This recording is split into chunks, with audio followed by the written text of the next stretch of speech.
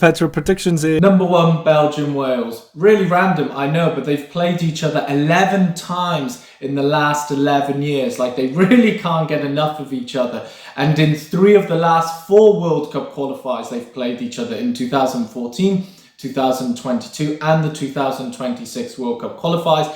And all of these 11 fixtures have been competitive as well, which is of significance. And the reason I also highlight this as my number 1 new rivalry is because they played each other in a tournament. They met each other in the Euro 2016 quarterfinals, where, you know, the Belgium golden generation is coming up. They were leading the game 1-0, you know, maybe a close tight game, but they can push it through, right? No, Wales absolutely smash it. They come back from 1-0 down to win 3-1. Best game I've ever seen Wales play. And out of nowhere, Hal Robson-Kanu decides to turn 2 Belgian players, score a banger of a goal. Woof, fantastic game.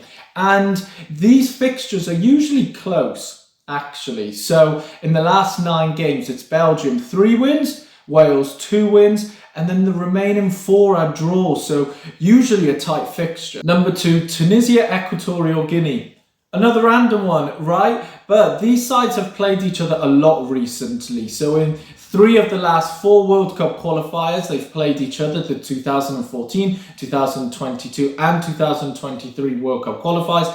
And in 2 recent AFCON qualifiers too, so 2021 and 2023 AFCON qualifiers.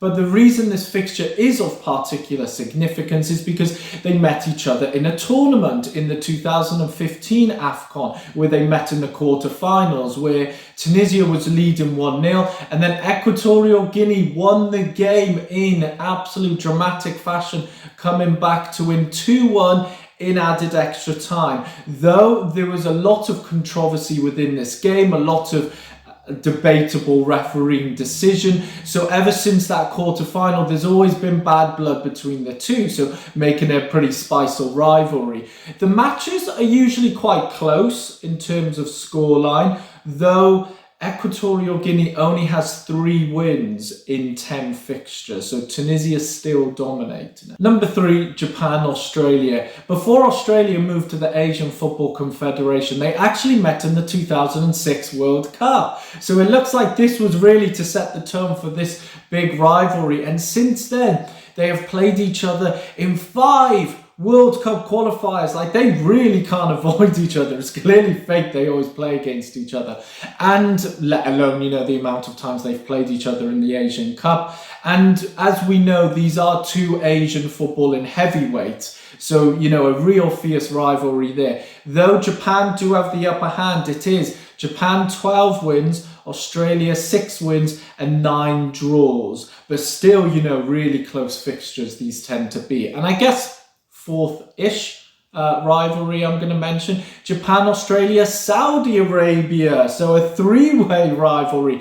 And I highlight this because they have played each other in the last 3 World Cup qualifiers. Like, it's just so coincidental how that's happened. Though, as we know in Asian World Cup qualifiers, like the limited spaces there is for Asia, you know, you narrow the teams down. So it is likely you get the same kind of repetitive fixtures, to be honest. Number 4, Nigeria, Benin. Yes, the countries actually border each other, so is this a random rivalry as such? But in terms of football in rivalry, this fixture is not usually considered as a derby, so to say. And quite randomly, they've met each other a lot recently in the 2021 and 2025 AFCON qualifiers and the 2026 World Cup qualifiers they've met.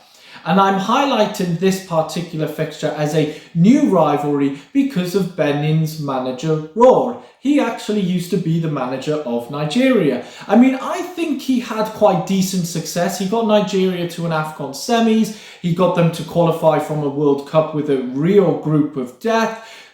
But anyway, the Nigerian FA sacked him because he is conservative and in his approach, he's not an attacking style kind of manager. Nigerian FA weren't happy with that, so he got sacked. But since he's been Benin manager, Nigeria and Benin have been playing a lot each other, and it's quite funny because it's almost like Roar is, you know, getting some revenge on Nigeria for the second or something.